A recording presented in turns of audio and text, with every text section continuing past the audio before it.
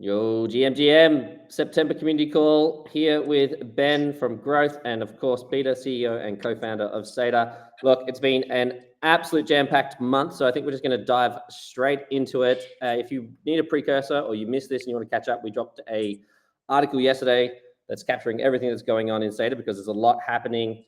Peter, I've got a little list for you because we're going to just run through top to bottom. Let's start off with SEDA Fast. We sort of teased an announcement upgrade from SEDA SOFA. So why don't you tell us what's going on there? Yeah, and I guess this is the first time we've actually talked to the community since we actually really went live. The last community call, Matt, you were on parental leave. Ben, you and I were both super sick after seeing each other in the office in Amsterdam. So, it's nice to now finally be back in front of the community. And yeah, it's been a busy one. Finally, I think it said I just got my first sleep over 6 hours in the past 30 days, which is great, big accomplishment on my end. But we've been moving fast. So introducing SEDA Fast, I guess, is the perfect next step. So as you may know or may not know if you're new, to the community and SEDA, we launched something called SEDA Core, which is basically a permissionless network. We built a bunch of tooling around it to allow you to deliver data on chain in a fully permissionless way. Core is sort of like the kind of end all be all of the most flexible permissionless Oracle within crypto today. So there's no other Oracle out there right now that can compete on the programmability aspect, on the convenience, and sort of the data delivery side of what we built with Core. As we have kind of launched this into the market, we've seen another avenue as well that's really interesting for us, which is basically building infrastructure that's custom and basically like spec built for perps. And so, for those of you that don't know, perpetual markets require super low latency and usually require a more custom setup than just pushing data, on chain to a core contract. So we'll use HIP-3 as sort of an example of this. So on Hyperliquid today, you have Hyperliquid Core, and this core basically has a very strong and strict subset of instructions for how a market can be deployed with HIP-3, and then how an Oracle can look. So if you were to push data on chain, let's say using SEDA Core, you essentially are pushing it on chain into a core prover contract that's on EVM. And then you have to build some type of relay permissioned between the EVM environment and the core environment. So what we've been working on is basically a way to expose the data on the SEDA chain in a way that allows you to basically have a more customized push on chain rather than following like a super strict construct with SEDA core. So you can think of SEDA as sort of like a conveyor belt for data. It starts the data proxy, which is fed by a data source. So let's say this data source, as an example here, would be something like NASDAQ, right? You'd be pushing data on chain from their exchange to this data proxy. This data proxy then makes this data available to our overlay network. The consensus is defined by the Oracle program, what type of computation you want to do on the data. Once it's brought onto the SEDA chain, we have a process where we do a commit and a reveal that the overlays actually post the data on chain. Then that data is signed in a batch, which we call tally, to basically provide a signature by our validators. Then that's basically made available on basically the SEDA chain as a batch. Then our solver basically pushes this from the SEDA chain to the prover contract, which is deployed permissionlessly on an end network. Pretty long flow, pretty complicated, I know. SEDA Fast basically says, okay, what pieces can we basically optimize in this to make sure that latency is lower? So on SEDA Core today, we have a plan to get latency below 1 second.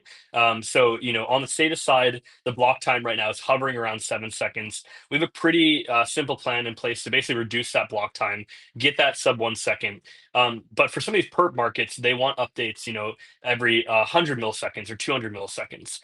So SEDA Fast is a framework that we developed that uses the same setup with data proxies, the same Oracle programs, the same sort of on-chain mechanics, but delivers the data using an authenticated endpoint on-chain rather than going through this decentralized version, which is SEDA Core.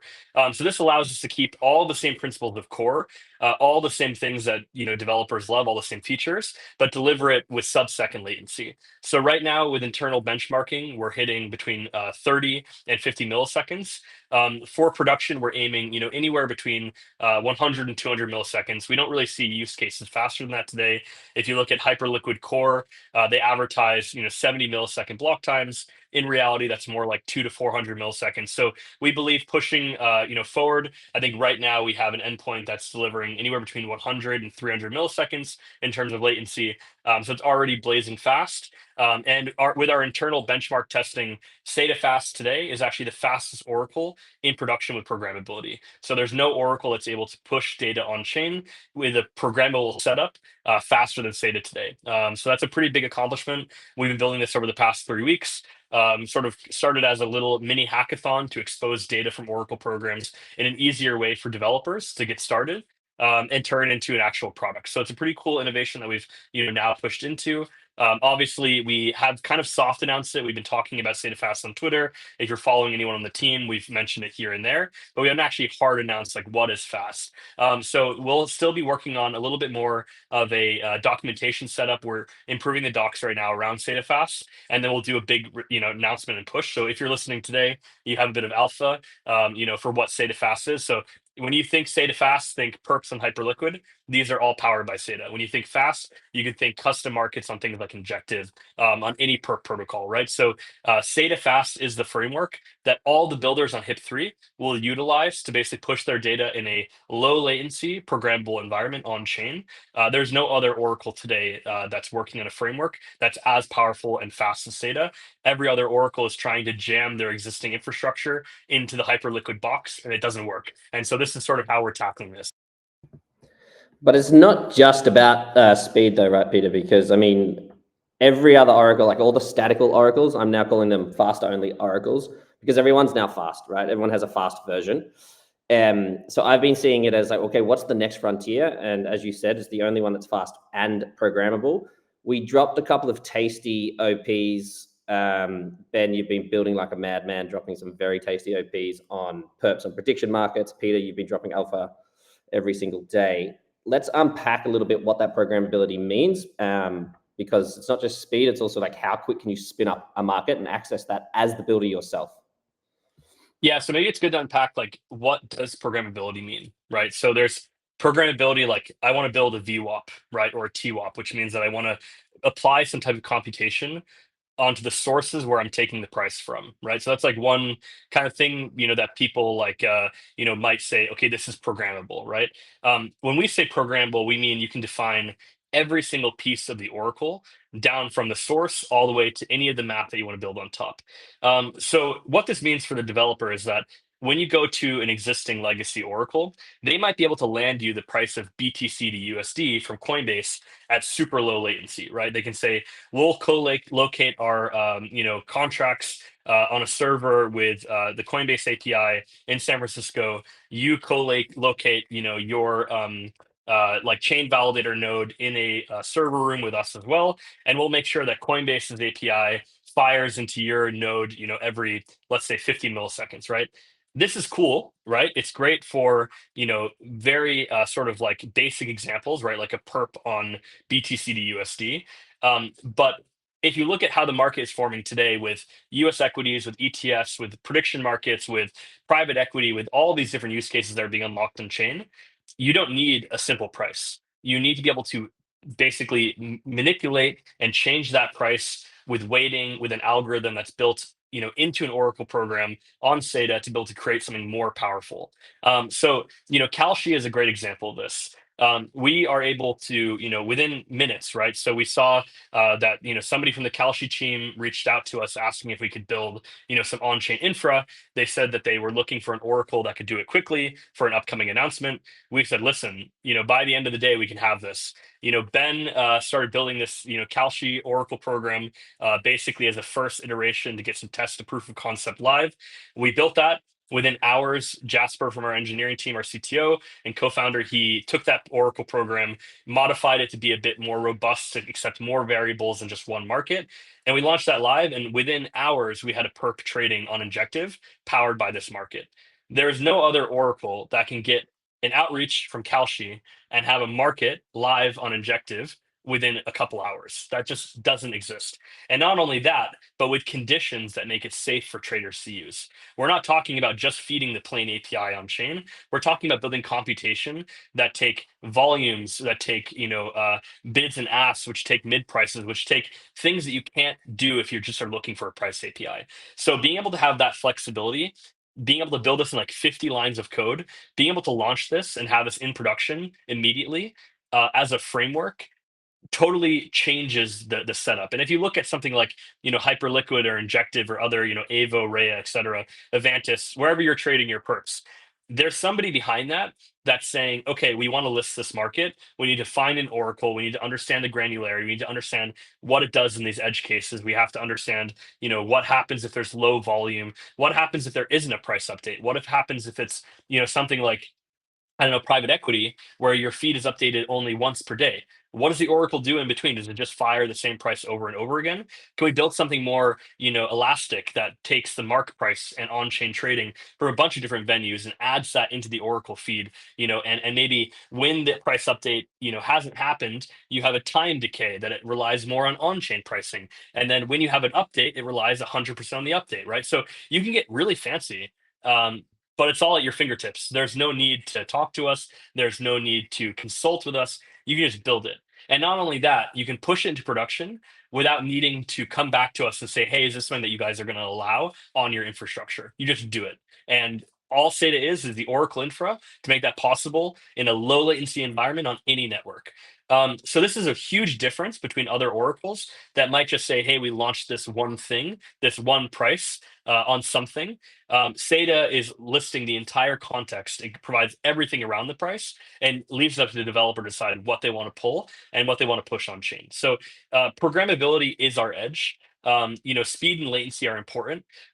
SEDA Fast has become this framework that now we have been able to compete and beat out a lot of these low latency oracles that are launching on these low latency chains.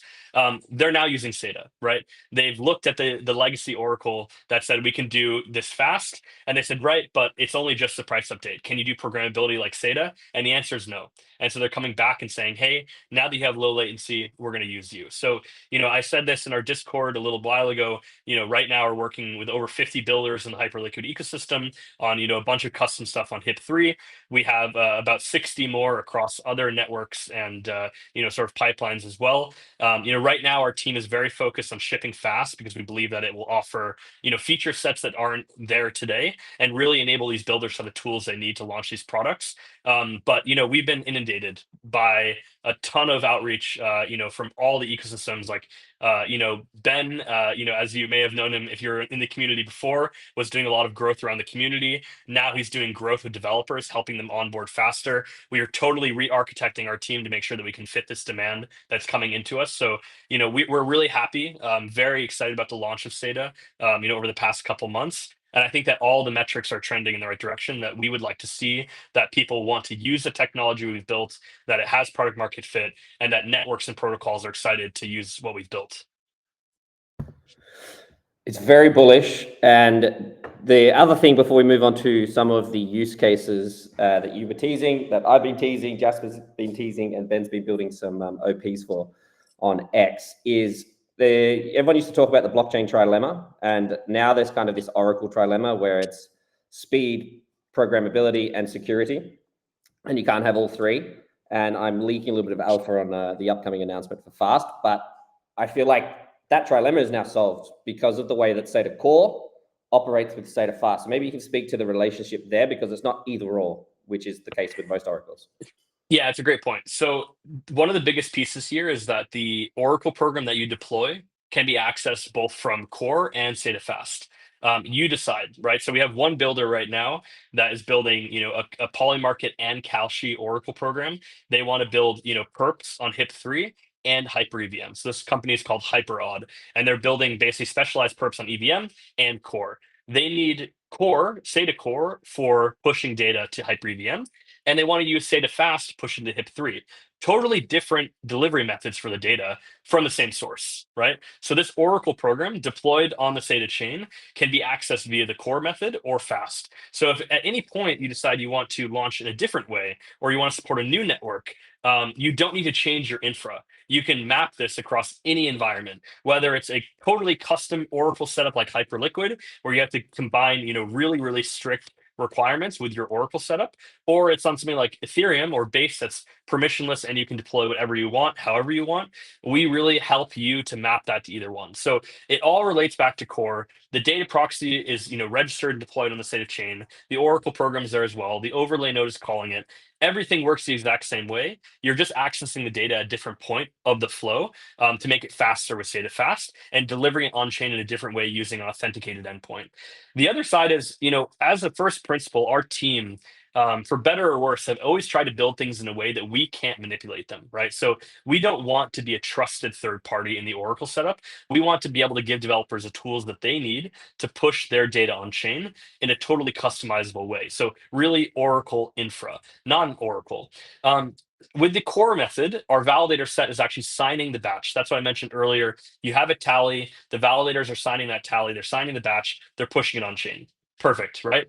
But to achieve that on a blockchain, you need multiple blocks because you need to have a commit reveal cycle. You need to then have a tally. You can optimize it. There are some things that we're doing, like combining commit reveal into one block, doing some of the consensus off chain and pushing it on chain.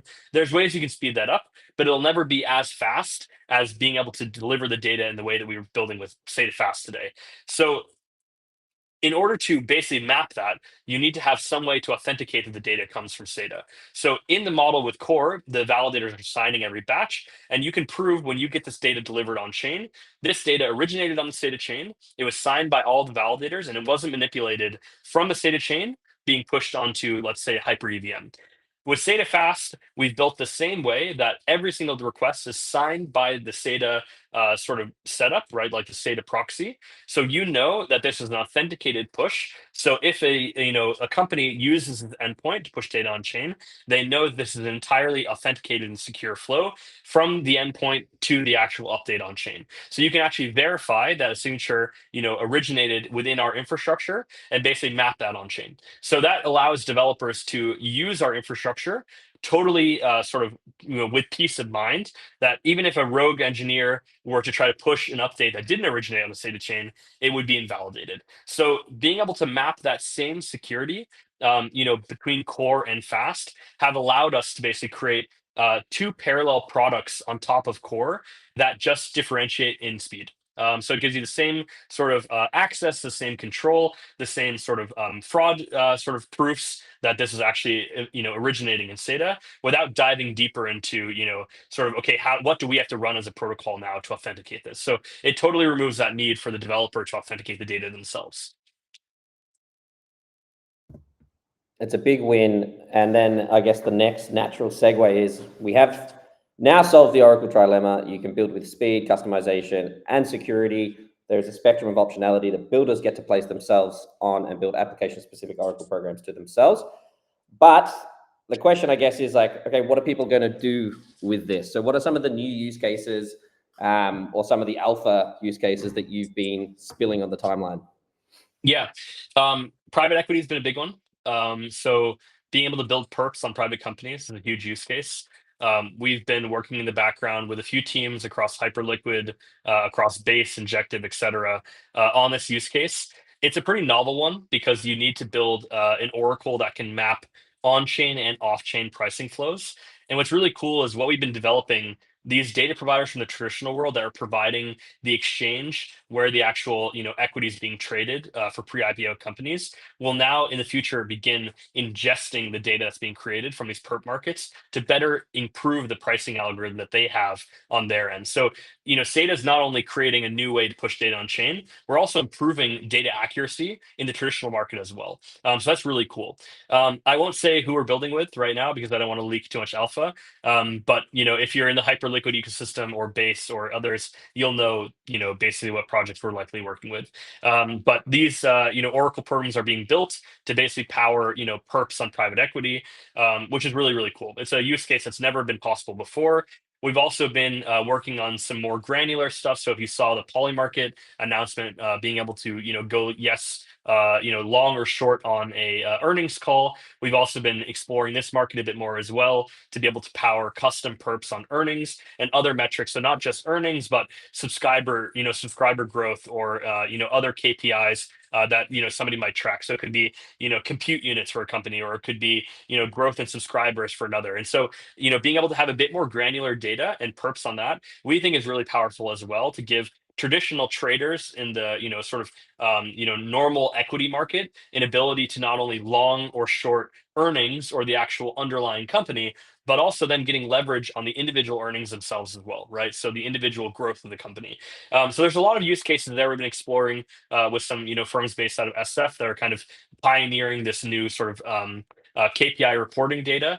And so this is another avenue that we're quite interested in. And then also prediction markets, right? So for those of you that have known Jasper and I, we've been building prediction markets since 2018.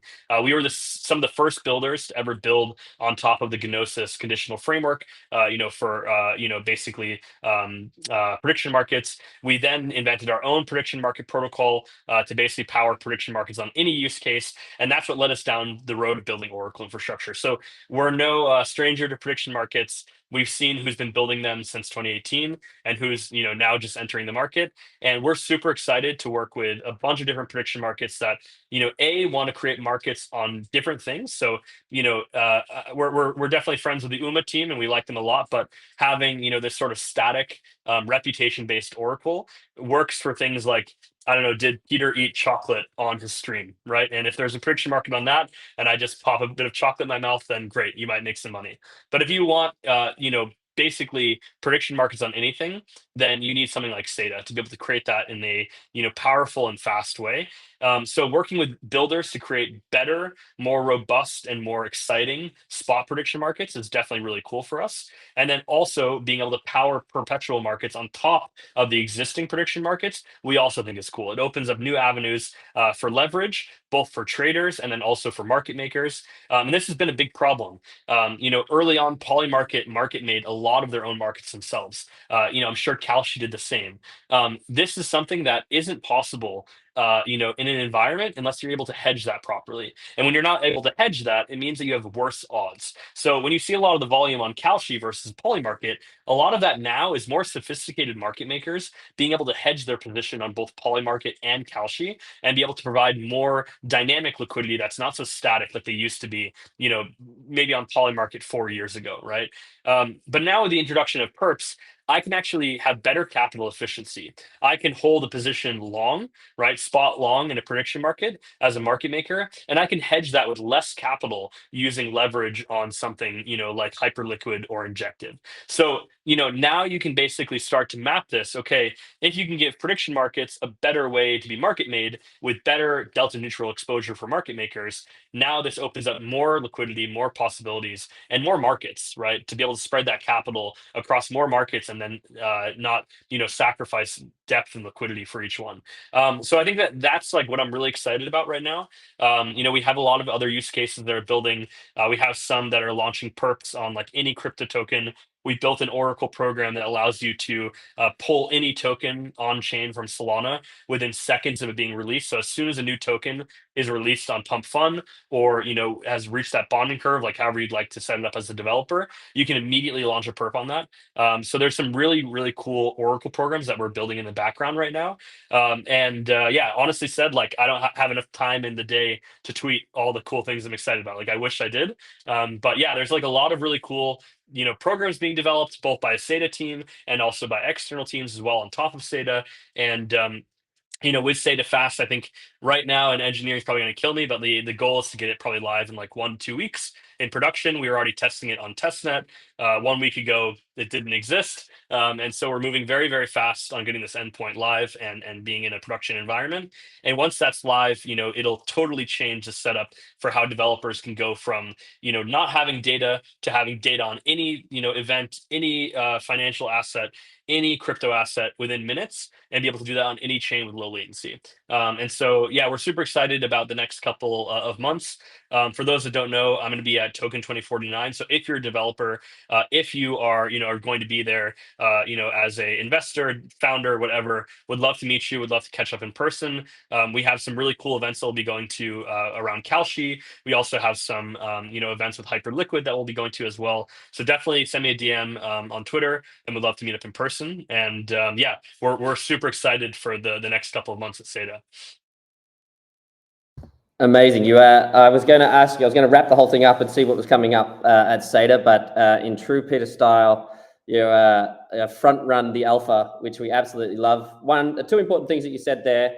One about the market makers, who I'll get to in a second. But the second thing is that Peter can't tweet everything that he wishes he was doing, which is why the alpha always comes out about midnight on a Friday. It's his first time of the week. So if you are following Peter for alpha, turn notifications on for midnight Friday European time. But it's true. When everybody else goes to sleep in the world, and I have a time to tweet on my alpha. So luckily in crypto, we work 24/7 at the SEDA team, and not everybody else does. So we get a little bit of time to push the alpha out from our end. Did I see a community member put a Polymarket on your sleep schedule for the rest of the month? It was. I think it was. Yeah, exactly. Yeah, I think so. Yeah, I think it was on Calshi. It was the Calshi market. Calshi market. Amazing. I mean, it's been a great wrap up of everything's been happening since we had the Tech Blitz with Jasper, and then we'll have another Tech Blitz with Jasper in 2 weeks' time as always. Like you said, fast coming out in 1 to 2 weeks. It's already being tested on testnet. Any other sort of alpha that you will leak through the sieve while we're on the call here? Nope, I think that's it. I think I've leaked enough for now. Got to keep. It's too much alpha. Save some for Friday. Exactly. I need something to tweet in 2 days. I mean, there'll probably be 40 more use cases that pop up by then, and I won't even get to tweet them. So I think, unfortunately, we're in a position now that we have enough demand that I can't keep up no matter what. So maybe I'll leak some more alpha today and get that out of the way so I have more fresh powder on Friday. Amazing. All right, it's been absolutely incredible 2 weeks since the Tech Blitz. Look forward to the next two weeks. Make sure you're following Peter. That's where most of the alpha comes from, or the rest of us on the team, as we tweet before the main account, of course, or jump into our Discord. If you have any follow-up questions, be able to get Ben and myself in there, and then Peter Friday at midnight will be in there, probably hosting a whiteboard or something. So make sure you jump in. Thanks for your time today, guys. Anything else you want to add on the end before we jump off? Nope. Thank you so much for coming. Really appreciate it. Definitely appreciate always the feedback that you guys have. Any questions, shoot them in Discord. Happy to, basically get to them. And yeah, thanks for showing up again. Appreciate it. Fantastic. All right, guys, until the next one. Enjoy. Bye. Bye.